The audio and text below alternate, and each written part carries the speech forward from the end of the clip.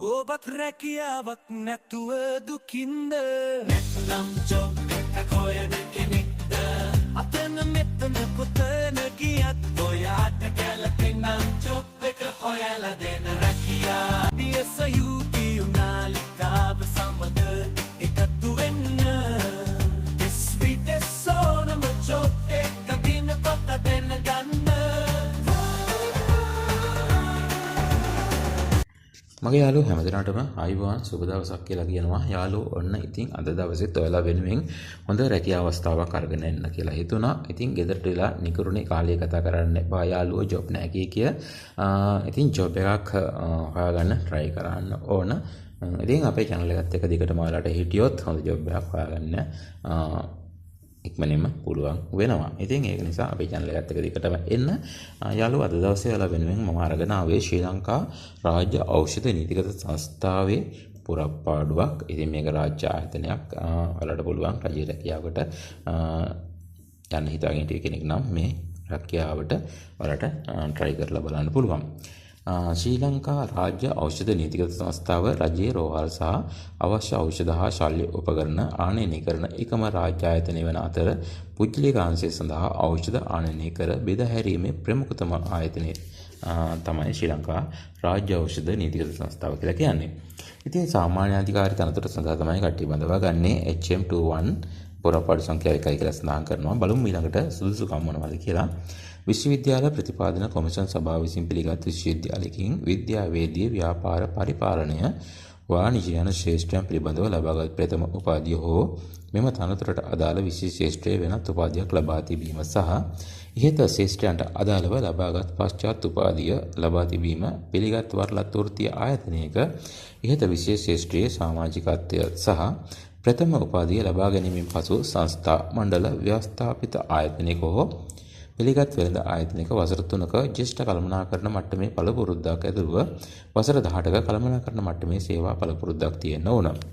අංක 2 විශ්වවිද්‍යාල ප්‍රතිපාදන කොමිෂන් සභාව විසින් පිළිගත් විශ්වවිද්‍යාලයකින් විද්‍යාවේදී ව්‍යාපාර පරිපාලනය වාණිජ්‍ය යන ශේෂ්ඨයන් පිළිබඳව ලබාගත් ප්‍රථම උපාධිය හෝ ඉහත තනතුරට අදාළ උපාධියක් ලබා තියෙන්න ඕන. ඒ වගේම ඉහත ශේෂ්ඨයන්ට අදාළව පිළිගත් විශ්වවිද්‍යාලයකින් ආචාර්ය උපාධියක් ලබා තියෙන්නත් ඕන. අපි තවත් තියෙනවා ප්‍රථම උපාධියට පසුව සංස්ථා මණ්ඩල ව්‍යවස්ථාපිත ආයතනයක හෝ පිළිගත් වෙළඳ ආයතනයක ජ්‍යෙෂ්ඨ කළමනාකරණ මට්ටමේ තනතුරක අවුරුදු 3ක පළපුරුද්දක් ලබා තියෙන්නත් ඕන. අපි ඊළඟට බලමු වැටුප් පරිමාණය කොහොමද කියලා. දල මාසික වේතනය රුපියල් 2,15,000 වන වෙන බව තමයි සඳහන් කරන්නේ. අපි බලමු ඊළඟට වයස් සීමාව. වයස අවුරුදු 35ට නොඅඩු හා වයස අවුරුදු 55ට නොවැඩි විය යුතුයි අයදුම්කරුවන්. ඒ වගේම බලමු ඊළඟට අයදුම්කරුවන් ශ්‍රී ලංකාපුර වැසියෙක් වෙන්න ඕන. තනතුරේ රාජකාරී නිසියාකාරව කිරීමට අවශ්‍ය කායික හා මානසික ශක්තිය තියෙන්න ඕන. සුපලිපත් චරිතයක හිඹු පුජ්‍යලයක වෙන්නත් ඕන. තෝරාගත් අයදුම්කරුවන් හට මාසික පැමිණීමේ දිරිදීමනාව ලබා නොගත් නිවාඩු සඳහා මුදල් ප්‍රතිපූර්ණය වාර්ෂික ප්‍රසාද දීමනා සමාජීය ප්‍රතිලාභ වෛද්‍ය ප්‍රතිලාභ හා සේවකයාට හා පවුලේ අය සඳහා රෝහල් ගත වීමේ වෛද්‍ය රක්ෂණ ආවරණය සහ රජයේ චක්‍ර ලේඛන වලට අනුකූල වන පරිදි සංස්ථාව විසින් නඩත්තු කරනු ලබන වාහනයක් සහ මාසික ඉන්ධන දීමනාව ඇතුළත් ආකර්ෂණීය ප්‍රතිලාභ රසක් හිමි වෙන බව සඳහන් කරනවා. අයදුම්කරුවන් විසින් සම්පූර්ණ කළ ජීවදත්ත සමග අයදුම්පතක් වයස සුදුසුකම් පුහුණුව සේවා පළපුරුද්ද වත්මන් තනතුර වැටුප හා වැටුප් පරිමාණය දරන ලද පෙර තනතුර හා පෙර සේවා විචයන්ට සම්බන්ධ වූ සහ ඉවත් වූ දිනයන් යන කරුණු ඇතුළත් කොට ජාතික හැඳුනුම්පතෙහි පිටපතක් සහතිකවල පිටපත් සහ ඥාතීන් නොවන නිර්දේශකින් දෙදෙනෙකුගේ නම් සහ ලිපිනයන් සමග යොමු කරන්න ඕන. අදාළ සහතිකවල පිටපත් නොමැතිව යොමු කරනු ලබන අයදුම්පත් ප්‍රතික්ෂේප කරන බව සලකන්න කියලා කියනවා. අයදුම්පත් බහළු ලිපි ගවරේ වම්පස ඉහළ කෙළවරේ අයදුම් කරන ලද තනතුර පැහැදිලිව සඳහන් කරන්නත් ඕන.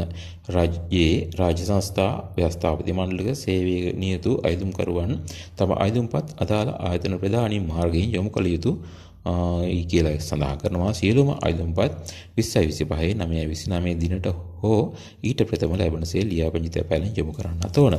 මෙන්න මේකයි ලිපිනය. කළමනාකාර අධ්‍යක්ෂක ශ්‍රී ලංකා රාජ්‍ය ඖෂධ නීතිගත සංස්ථාව මෙහෙවර පියස 16 වන මහල නොම්බර් 41 කිරුළපාර නාරාහෙම්පට කොළඹ 5. මෙන්න දුරකථන අංකය 0112 320යි 356යි 9. ඉතින් යාළුවෝ අදට සමුගන්නම් ඔබට සුබ දවසක්.